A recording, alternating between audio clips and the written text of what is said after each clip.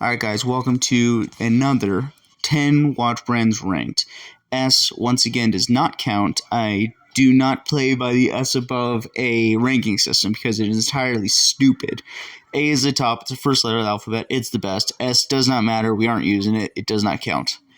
So first we're going to be talking about Bulova, who obviously I'm going to throw straight into the A spot because not only do they make my favorite watch, the Bulova Marine Star Precisionist, which is just an absolute strap monster. They also make the Lunar Pilot, as well as one of my grails, the Lunar Pilot with the dial made out of meteorite.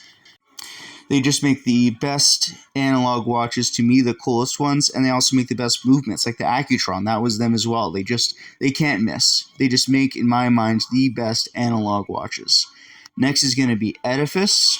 So I'm going to throw this in B, probably just purely because they're always sold as like the upper scale Casio watches.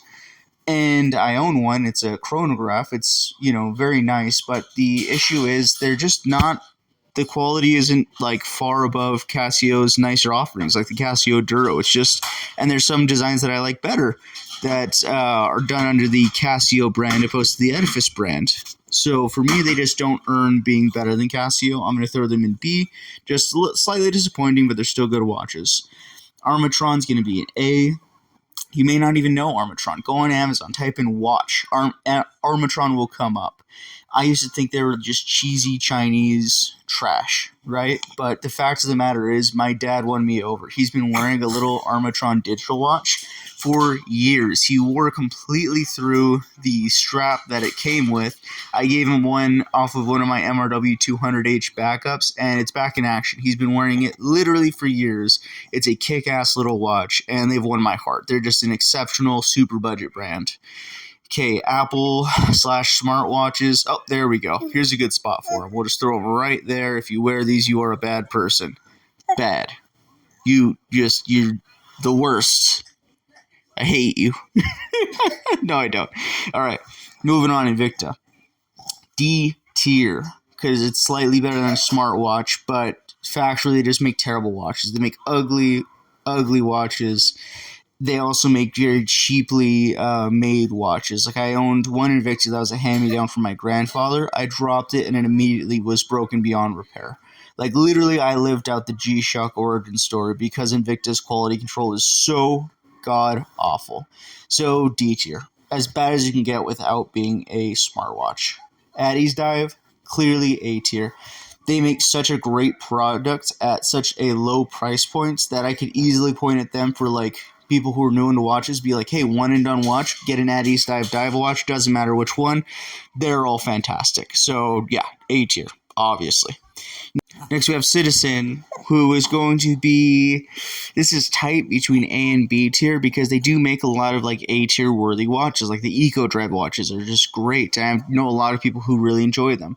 But for me, I've just never fallen in love with any of their designs enough to like wear them personally or buy them. So they're going to be in B tier for me, but one day if they make something that really appeals to me, the quality's there, they could be A tier. Vostok watches, A tier, straight to A tier. Why? Because I'm biased. I'm a complete fanboy. There is no logic to that. And I don't even like their dive watches. Like the Scuba-Doo dive watches, they're fine, but I like their little hand wind border guard, like 20 millimeter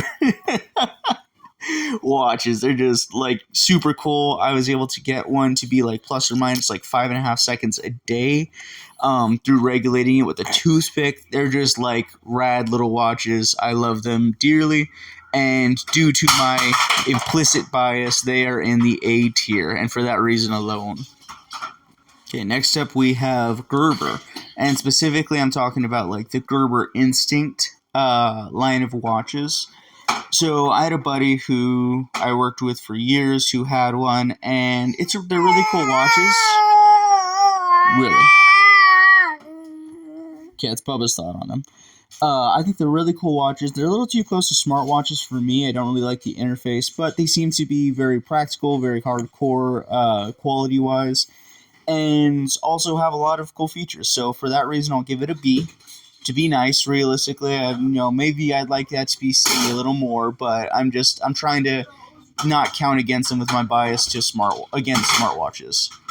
Next, Seiko, who they just have so many incredible designs. They don't have a lot of quartz options, which to me is like a watch I would actually wear day to day and fall in love with. But I think they still deserve to be in the A tier because they still make just absolutely incredible watches, just not watches that I necessarily would probably wear every day.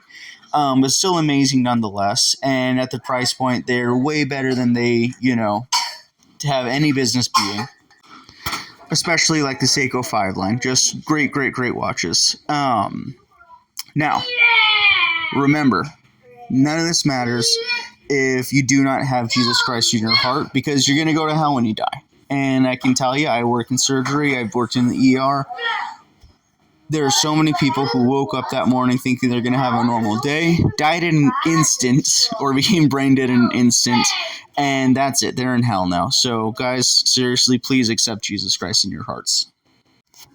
There's so much more that will be gained from it, but genuinely, a lot of people think that they have the rest of their lives to decide if they want to believe in God or not. Just to have like 10 weird seconds and boom, they're dead. And now they're in hell. I'm not going to sugarcoat it. So please consider where you will go when you die, because you don't know when it'll happen. And Jesus loves you guys. Take care.